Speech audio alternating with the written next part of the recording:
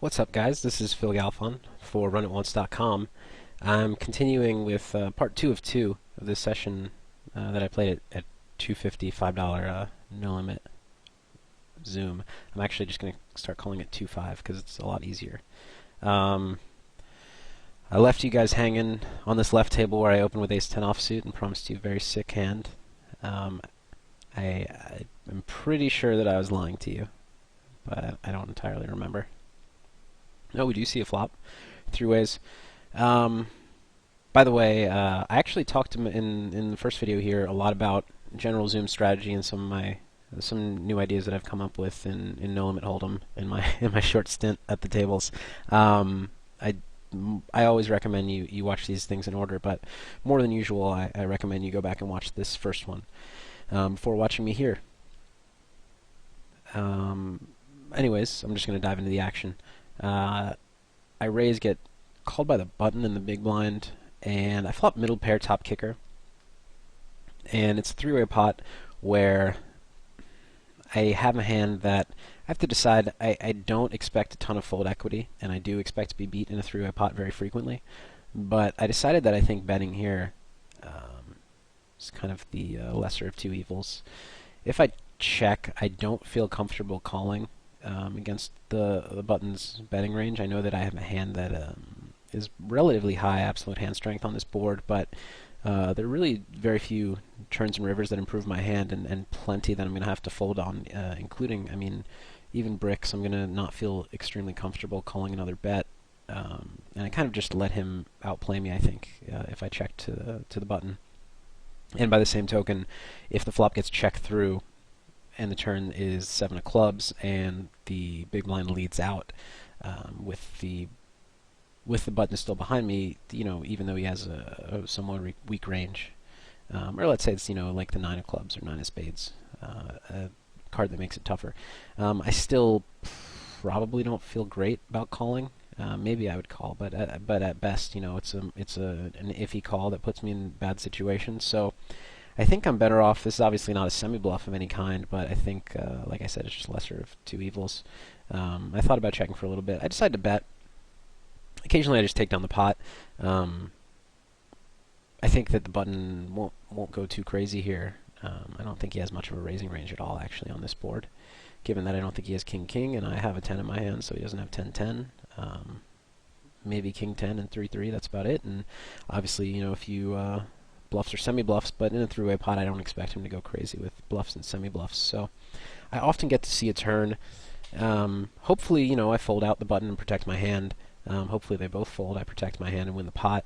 But certainly, in addition to them calling with King X, which is in very good shape against me, they might call with some Ace-Jack, Ace-Queen type hands, and certainly Queen-10, Jack-10, 10-9. Maybe even if the button folds, big blind can be loose and call with 8-8 or something, although I don't expect it. But as I said a few times in the first video, I'm kind of out of touch with the way people play.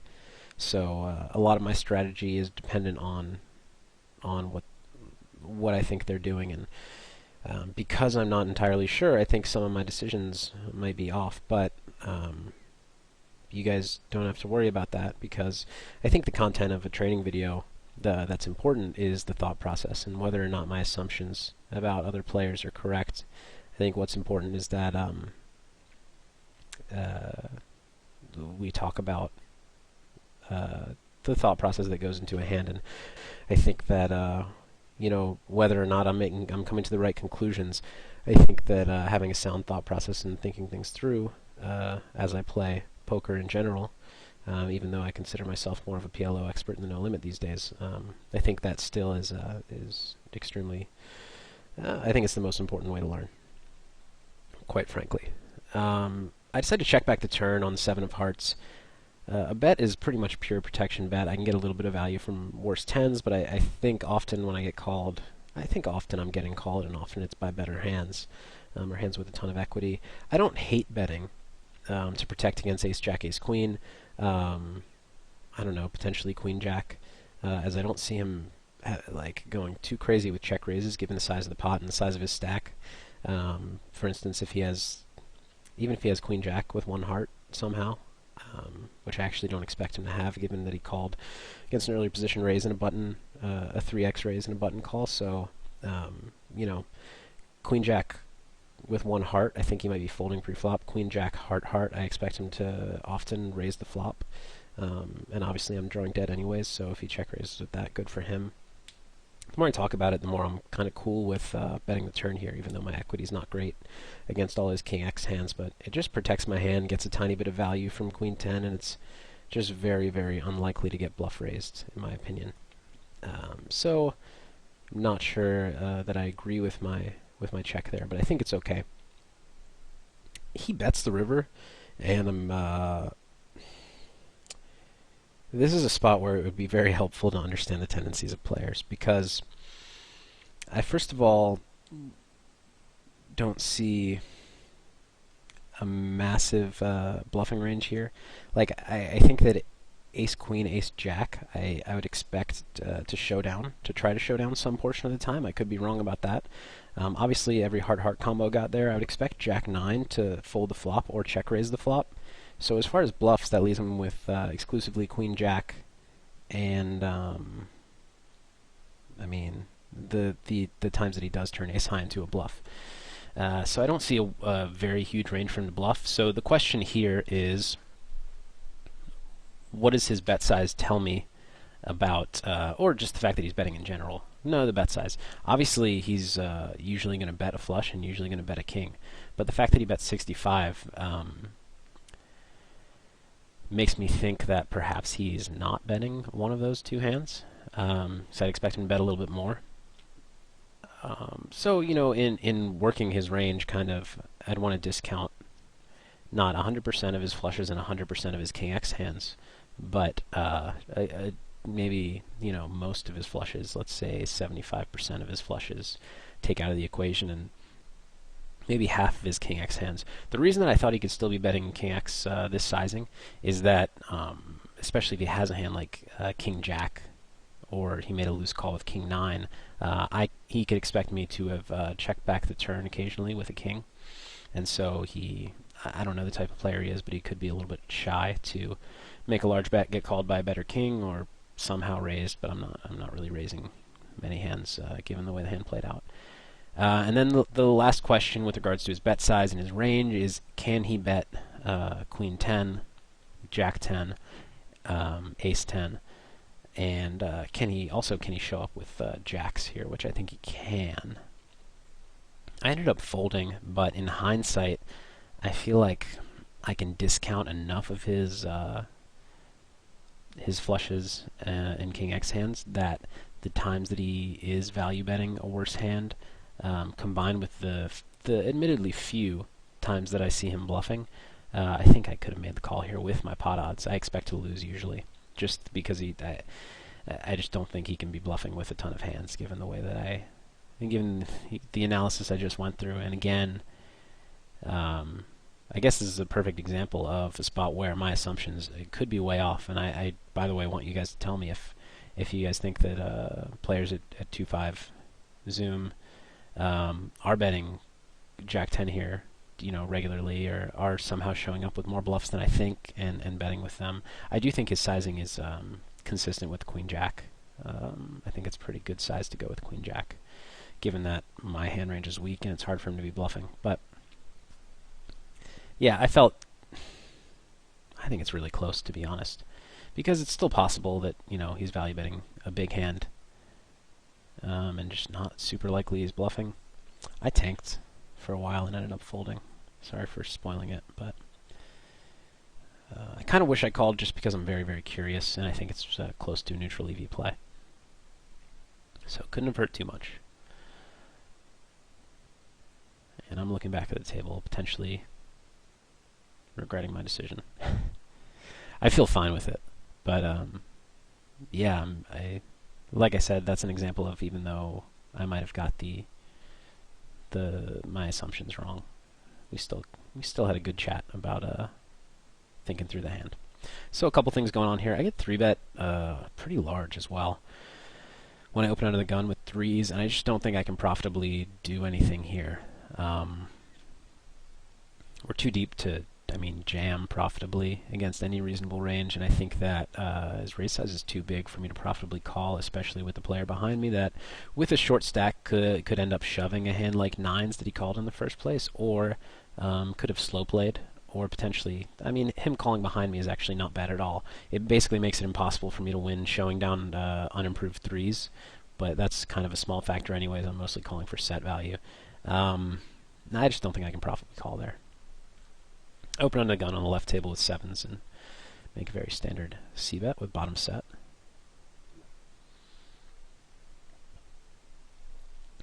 I was trying to decide how I wanted to play the flop if raised. I mean, I think far and away the standard is just to raise, get it in, and I don't think he's going to go crazy with hands much worse than, you know, ace-10 of diamonds and potentially like jack-10, obviously like jack-9. So I don't think I'm getting it in with massive equity, but I protect my hand against some semi-bluffs that, well, I don't need to protect my hand against semi-bluffs, because if he's going to bet turns unimproved, I make more money that way. But I do think usually I just opt to get it in on the flop, but I don't think it's terrible to wait for a safer turn, either to call and either raise or call the river, or bet when checked to, or to raise the turn when your equity is better against his range, against what I assume is a very reasonable range. The question is, you know, on the flop, is he going to check raise ace jack and get it in against an under the gun raise? And I don't know. But yeah, I usually would get it in there. Turn I think is a very easy bet. Sucks if he has a flush. Kind of sucks if he raises, but I'm not folding my hand, and I do feel very comfortable barreling off for value, assuming that the board doesn't. Assuming the board bricks off. If he does have a flush, it's. I mean, I don't need to talk about that. If he has a flush, it's bad. But, you know, in addition to just like clear value with that hand, there are a lot of hands you need to protect against. So I'd rather than give a free card to mid pair and a gutter, I'd rather bet and let him fold it. I call with jack-9's offsuit in the big blind against 2.5x on the button. I actually don't know. I don't really know how people are. Yeah, it was 2.5. I don't know how wide people are opening buttons, but my assumption was that he's going to be going very wide. Maybe even more so at Zoom, because people are fast folding the small blind probably a lot. And I think Jack-9 offsuit plays decently against like a 80% range, though could be way off on that. 5-3 deuce. I'm just going to check fold. When it gets checked through, I expect him to have a lot of ace-x hands, occasionally some give ups, and occasionally, you know, mid-pair hand. I think the very few slow plays, given that it's on board. I think people he might expect me to attack a lot. I think it's a good turn to bet, actually, even though, and you might say that I have a hand that is towards like the bottom of my semi bluffs. I just did air quotes, guys. Of my semi bluffs in air quotes, this is one with very few outs. But I don't think that's necessarily a problem. I think betting the turn here with, betting the turn here with like ace-7 is kind of a whatever bet. I don't really put it in either category, but betting the turn here with, you know, 7-9, 6-7, diamond hands, king 4 suited. Those obviously have more equity than a hand like this, but the difference is I think that when I hit a jack or a 9, I'm much more likely to get paid. Which, I mean, actually that's a little bit... I probably shouldn't say that, because my plan was to barrel off on a lot of cards, because I thought he very likely had ace high, and I could just very credibly rep a thin, like just a 5 by betting a reasonable size twice. So, you know, I guess what I'm saying is I expect to get paid more often on a jack or a 9 than I do to get called on a 7 or a diamond or a 6. So what I was going to do with this hand is bet most rivers, and expecting, since I do have my only 6 outs against his likely hands, but I also have a lot of cards that are very good for my range, and that, in his eyes, nothing missed on a 7 of diamonds. All right, so, I guess 6 of diamonds. Anyways, he calls, and the river is the deuce. It's the worst card in the deck for me, and I ended up bluffing here because I thought that. Honestly, what I thought is that I could bet 40. I ended up betting 40, and it just looks really credible. And I thought that I don't think it's the range play by any means. I think this is. I think you have to give up sometimes, and I think that if I'm betting the offsuit deuce every time with my air, he should be calling with all of his hands, because actually almost all of his hands should have showdown value the way the hand went down. So I think the range play is to give up here, but at the time I just felt confident that this bet looked very value-y. Here I fold 8s to a c-bet on the right table, very standard. He ends up calling with ace high, which, I'm not shocked by any means. I definitely don't think that play is good for my range. But I'm still very cool with the turn bet, as long as you don't get carried away with it. And though I would have followed through on a lot of rivers, I think the offsuit deuce is a bad one. But I just went with my in-game read and ended up being wrong. The thing about Zoom that certainly does not play to my strengths is that you just can't make as many game flow and read-based plays. But it's no less of a legitimate game than regular poker. It's just different skill set. I 3-bet on the right table with 9-7 off, which is whatever. I think that in this spot your hand is not super relevant, given that people aren't really calling very frequently here. This is just as good as, 9-7 suited almost, I think. I don't think there's a massive difference, or, ace-8 offsuit, or ace-5 suited even, which is a much stronger actual hand. Left table makes a small 3-bet in position, and I feel comfortable calling with ace-queen. I was in the same spot in the first video, and I think that you can profitably call here with ace-queen, especially if you mix in some slow plays. Because obviously your range is pretty strong when calling here, so I think that people don't relentlessly barrel. He checks back, and I was thinking about checking the turn to induce a delayed c-bet, but I just think my range is too strong. I'm going to be betting all of my air pretty much. I need to be betting top pair, top kicker. I don't really feel comfortable. I do feel comfortable check raising for value in betting river, but yeah, that was a stupid thing to say. That's fine. I can definitely see value in that, but I'd rather just bet twice, given that that's what I do with a lot of my range. So, as I just said, on the left table, when people call here, they have a pretty strong range. I still opt to c-bet on 10-3 deuce. I don't expect a ton of folds, but I do expect some of his, king, queen of clubs or ace, jack of spades hands to be folding, and it's just a very good price that I get. 6 of clubs turn is not great for me. I think a lot of his calling range, other than the potential for ace high, I think most of his calling range is 10x or 7-7, 6-6, 5-5, 4-4, 8-8, 9-9, things like that.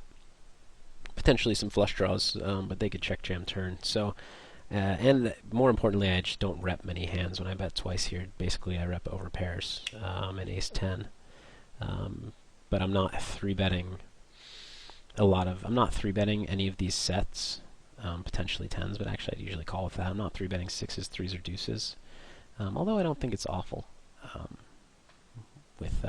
Well, it's not important. But I just don't have like I'm not 3-betting 6-3 suited, although I guess it's pretty similar to 9-7 off, so I could. But anyways, I just don't rep a whole lot. I do have a gutter. I'd rather just take my free card, even though I'm essentially giving up on the hand here. And there are some rivers I could opt to bluff, but I'm basically resigned to let him win the hand. I tried my 3-bet, didn't work. I tried my little c-bet, it didn't work. I had good price on each, and I think they were profitable plays, especially with equity continuing, even though it's not that much. And I think there's nothing wrong with giving up after you made a couple plus EV plays and you don't see the EV anymore. And I'm not going to call with 9 high, although I did do that once correctly.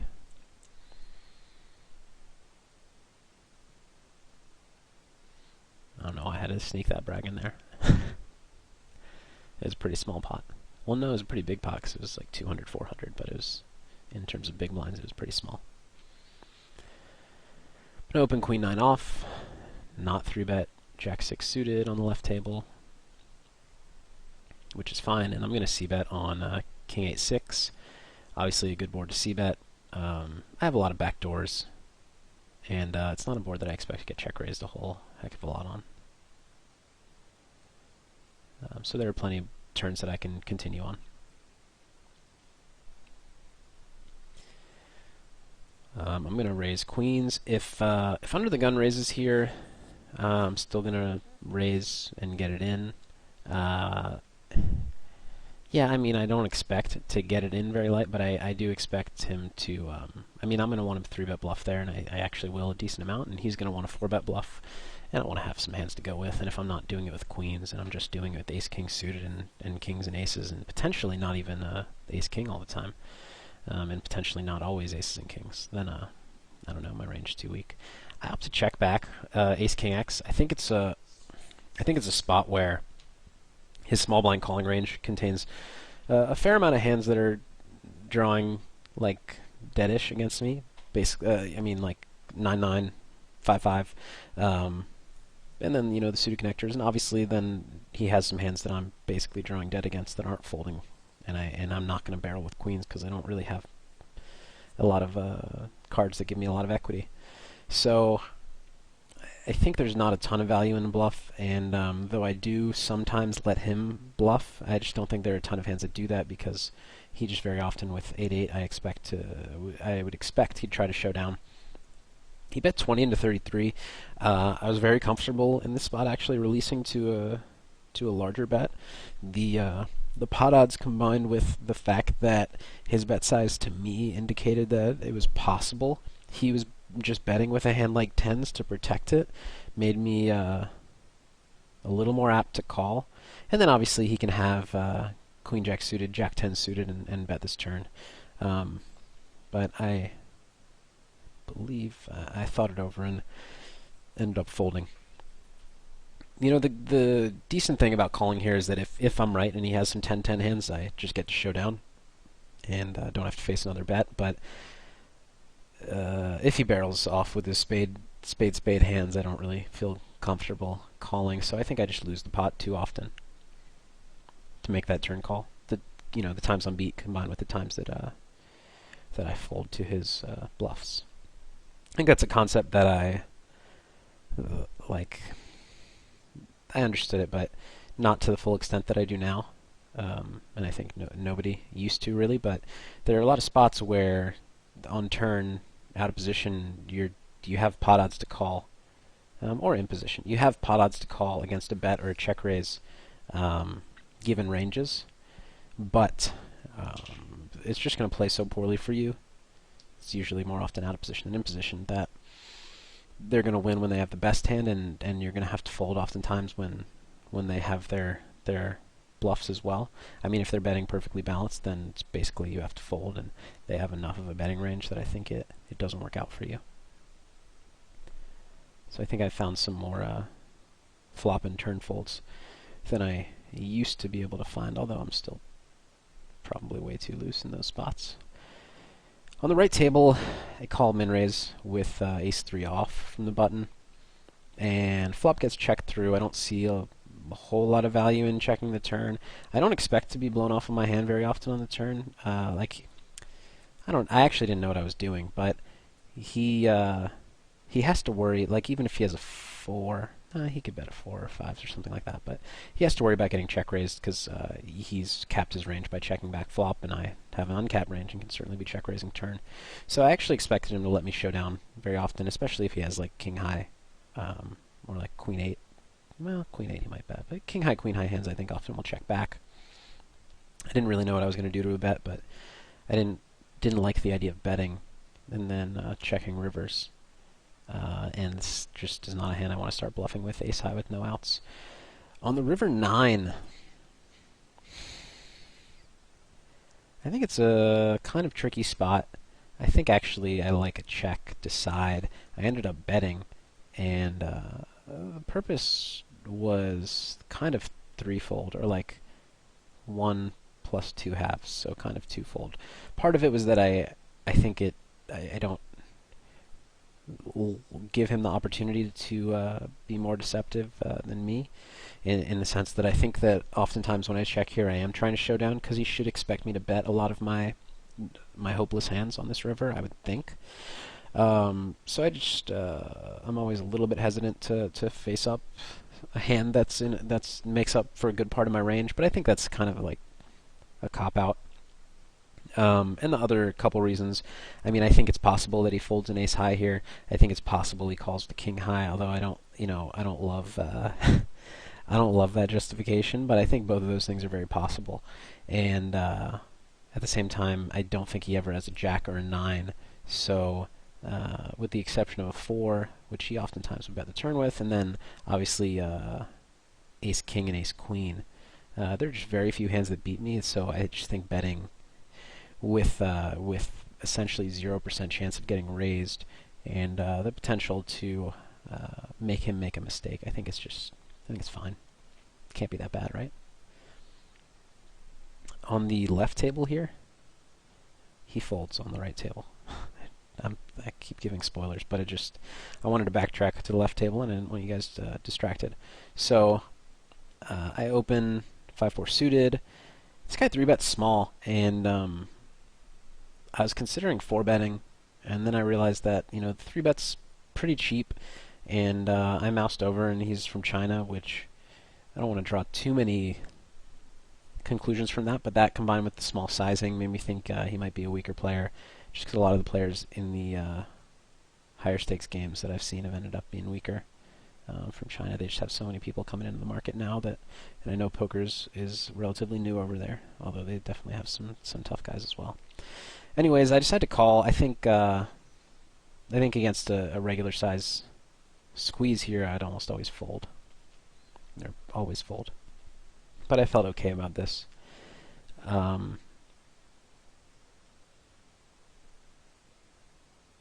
Terrible flop for me, of course. Actually, a pretty good one for my range, but for my actual hand, it's terrible.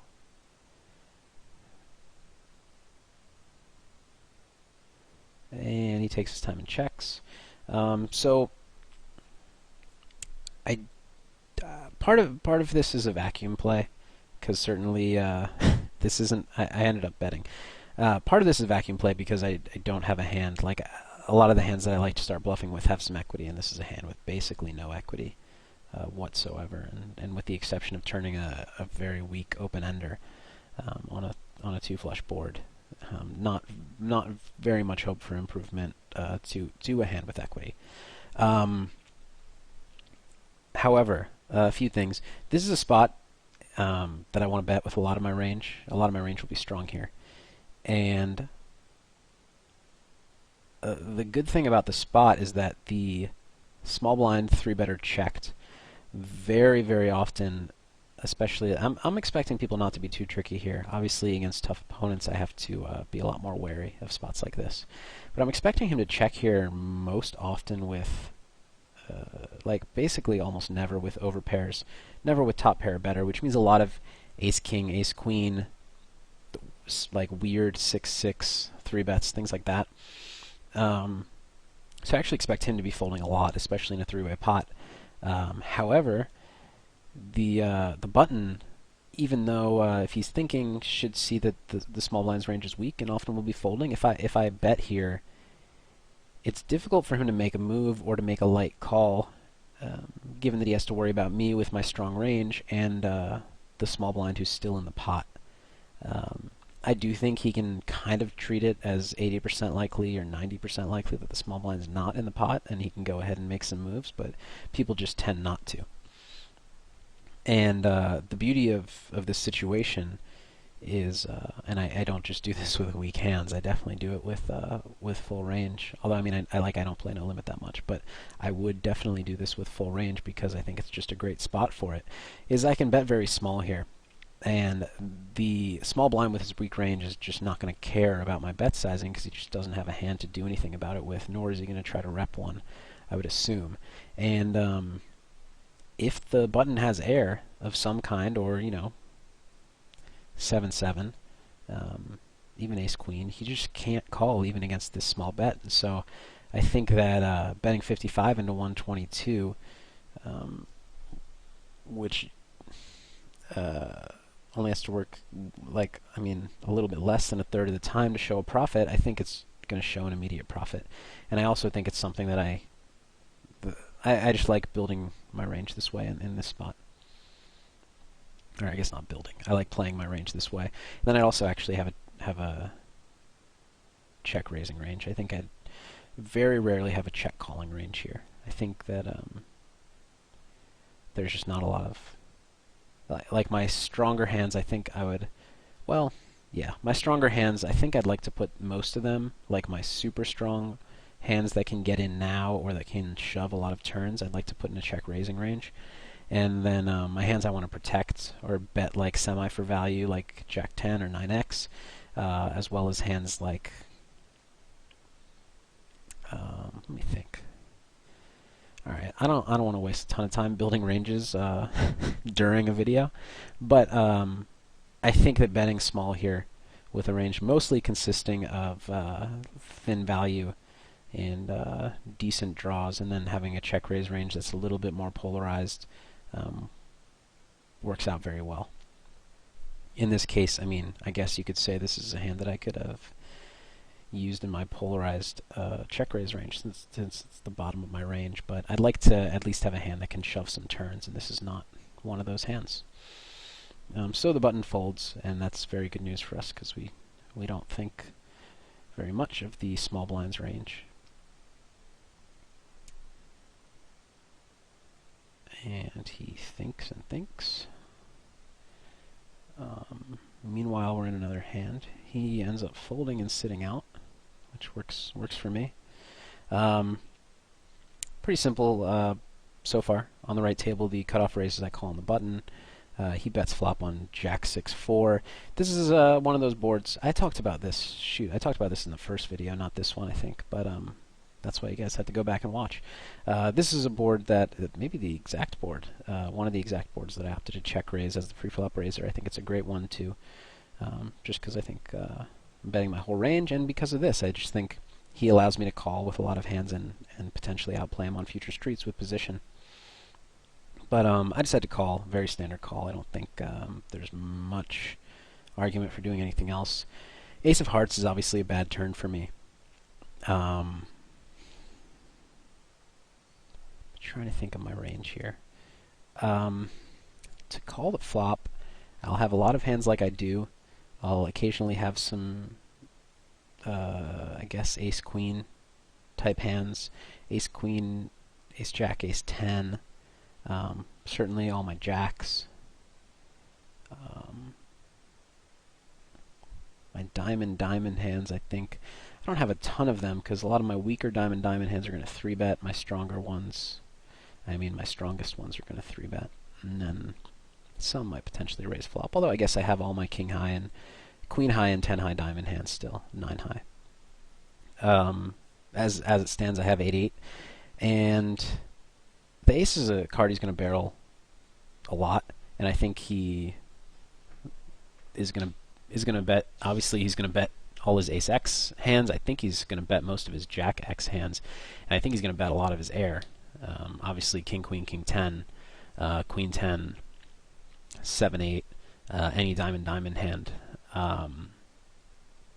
But I still, this is one of those spots where I think calling turn and making a decision on the river with a hand that has very little to very little to no chance to improve. I think calling the turn here is very close, and I lean towards thinking that maybe a slight fold.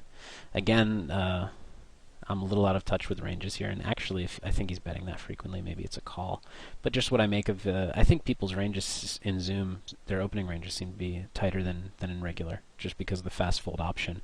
Either because strategically, like me, they'd like to play more hands and give up slightly plus EV spots for speed, or just because they don't really mind folding because they get to play another hand right away. So I think against tighter ranges, this turn call is iffy. I considered raising the turn, and when I consider making a play like this, I go through two thought processes. First of all, is it going to work right now? Very often, is he going to believe me, and does he have enough hands that fold? And then second, where is this hand in my range, and how do I want to build my range here? With as far as value hands, I think that that I would play this way. It contains a lot of basically 6-6-4-4. I would very frequently just call the flop. Jack, I think I'd 3-bet pre-flop. Ace, I would usually 3-bet pre-flop. So I think 6-6-4-4, Ace-Jack are my main value hands. I think potentially I could get a little thin. I don't know if it's thin, but with Ace-Queen of diamonds here, just hoping that he spazzes with worse diamonds, or calls with worse diamonds, or calls with an ace, and or calls with whatever and bluffs diamonds, or just doesn't believe me. But not a ton of value hands here. But I was also thinking that there shouldn't be a ton of bluffs. Certainly my floats can be bluffing, but a lot of my decent diamond hands I think can call again, and would dislike raising and potentially being blown off their equity. So, for instance, I mean, certainly Queen 10 of diamonds, I'm just going to call here with all my equity and make a decision on the river, potentially bluff.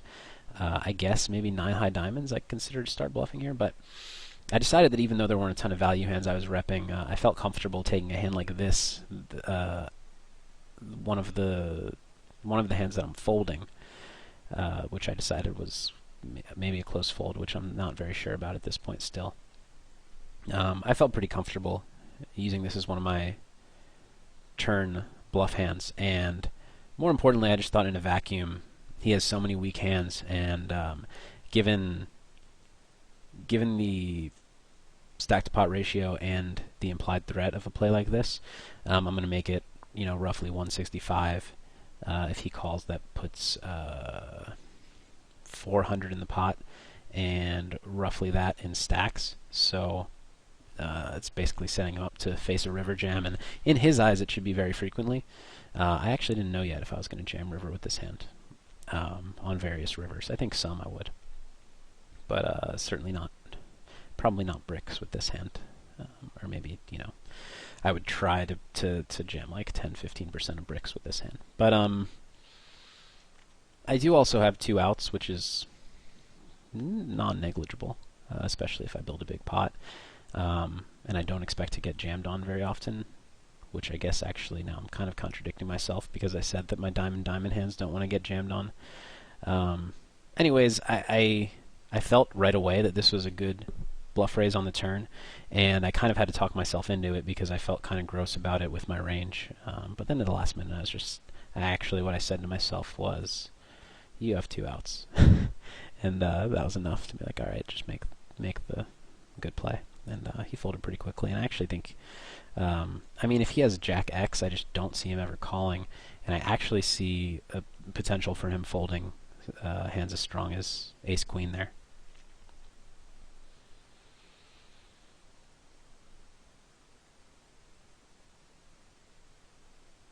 Right table, I 3-bet Ace 10 suited. I didn't feel I could call from under the gun +1 against an under the gun raise, but it's one of the better hands, I think, to be 3-bet bluffing with, or bluffing in air quotes. he 4-bets and actually pretty small, and I decided to call, which is iffy. This is a spot where I'm actually very confused about opponents' tendencies, um, and so I think maybe because of that I should have maybe been more apt to fold. I think a lot of times people use the justification when they're in a hand um, to give up. They're like, well, I don't have any reads on him, so I'll give up for now and figure it out later. And I usually think that's a kind of a lame excuse, because just because you're not sure about the way that he plays, you can still make strong reads based on the player pool, and you can have a read, based on the player pool and based on the few hands he's played, you can have a read of the average way that he would play a hand and still make a plus EV decision against that average, which is still going to be a profitable decision on average. And occasionally you're wrong, but if you are guessing that, if you're confident that 75% of the player pool plays this way and 25% plays differently, and the play is very profitable against the 75%, or profitable enough against the 75 that it outweighs the non-profitability against the 25%, I think passing up on that edge, obviously that's a simplified scenario, but passing up on that edge is I think just a waste of expected value, just because you aren't sure about them and don't have reads. So in general, I don't like that justification. However, in this spot, since I really can't read his range, I feel as though in a spot like this, I mean, what happened is he c-bet. And as he c-bet, I was sitting here thinking, oh, maybe I should have folded pre-flop, because he's going to c-bet boards like this all the time, and I have absolutely no idea what his range is. And so even though I could make some assumptions, I just felt that not knowing his range here just made it very tough, because if he is, I think that there are plenty of players, I assume at 2-5, that just don't 4-bet light under the gun, because they just have, I don't know, I guess players should 4-bet light, but a lot of people, maybe I'm not giving him enough credit or giving the player pool enough credit, but a lot of people don't like to 4-bet light with good hands, and all of their under the gun raising hands are good hands. But that said, I mean, they definitely should be 4-betting light, because they can't be calling with, pocket sevens or 10-9 suited, I would think. So those are good 4-bet bluff hands, as well as, ace queen offsuit, ace jack offsuit. But anyways, this is not a great board for me anyways. I have ace high, backdoor flush draw, backdoor straight draw, and pot's already pretty bloated, and I just didn't feel comfortable. I definitely don't feel comfortable shoving here, and I don't really like the idea of calling, especially because even if I do turn a backdoor draw, like 7 of hearts, and he just jams, I can't comfortably call and realize my equity anyways, so the presence of backdoor draws doesn't help all that much, except for the times that I turn a backdoor draw and he check folds, in which case he's probably going to check fold anyways, whether I had the backdoor draw or not, or whether I turned it or not. I decided to fold here, but I was just tanking, realizing that I just didn't have many options, and I think that I want to think a little bit more heavily about what kind of hands people play that way in his shoes, and what kind of hands I want to be playing that way in mine. It just felt to me that ace-10 suited was one of the better, quote-unquote 3-bet bluff hands to be calling with against a small raise sizing, but I have enough value hands to call with that I don't think I necessarily need to be calling there.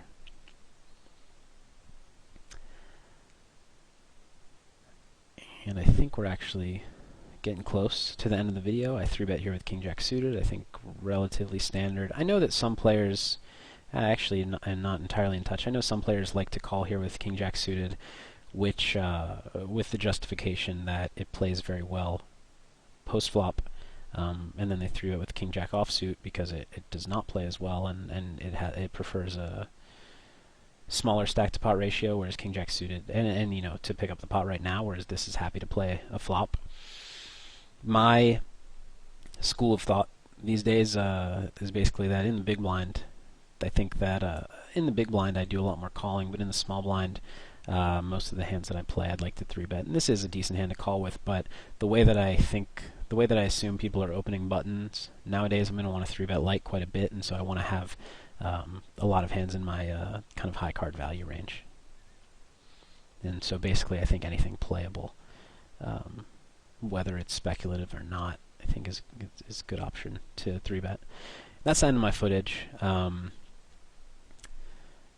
it actually worked out very well. We're at 45 minutes. Yeah, I am actually very curious to see what you guys think about this 2-part series. I would love to hear from some of the players that play these games or play lower stakes Zoom.